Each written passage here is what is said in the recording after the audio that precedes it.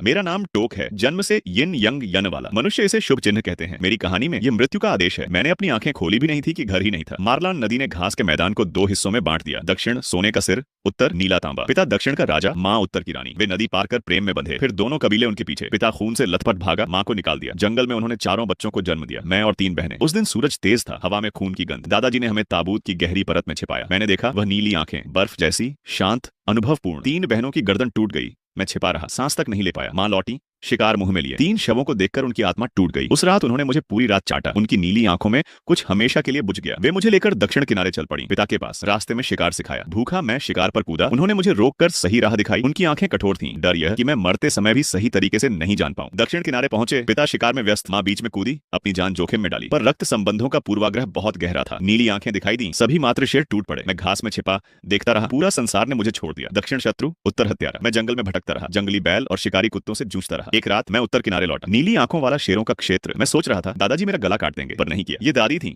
जहर भरी रानी। उन्होंने मुझे देखा, स्वीकार किया। वहीं ओला मिली, नीली आंखों वाली शेरनी। उसने मेरे रक्त संबंधों पर सवाल नहीं उठाया, सिर्फ अपनी नीली आंखों से मुझे देखा। उस एक नजर ने मुझे बचा लिया। समय बीतता गया, मैं बड़ा और शक्तिशाली हुआ। दादाजी ने मेरी आंखों में खतरा और पिछला अपमान देखा। हम लड़े, पर मैंने ओला और दादी को नुकसान न पहुंचाया। मैं अकेला जंगल में गया। जंगल ने मुझे शिकारी बनाया, संघर्ष सिखाया। मैंने माँ का अंतिम पाठ पूरा किया। जिराफ को मारकर पूरी घास भूमि में दहाड़ दी। मात्र शेरों ने देखा, उनकी आंखें बदल गईं। मैंने पिता का सिंहासन संभाला। 1 साल बाद नदी पार की, नीली आंख वाला परिवार आमने सामने। मैंने महसूस किया वह बूढ़ी हो गई है। मैंने उसे दबोचा, पर दांत नहीं लगाए। उसकी नीली आंखें माँ जैसी। मैंने दिखाया कि बल हत्या से नहीं आता। सूरज उगने पर मैं उत्तर किनारे के ऊंचे चट्टान पर खड़ा। दाईं आंख सूर्य की तरह, बाईं आंख आकाश गंगा जैसी। पहले हम इसे अर्धशेर कहते थे, आज ये दोनों किनारों की एकता का प्रतीक। 30 साल नदी के पूर्व, 30 साल नदी के पश्चिम। अंतिम समय का किशोर निर्धन, अब उच्च स्थान पर। हवा फर हिला रही थी, सूर्यास्त परछाई लंबी खींच रहा था। एक आंख दूर की ओर, प्रकाशमान और शक्तिशाली।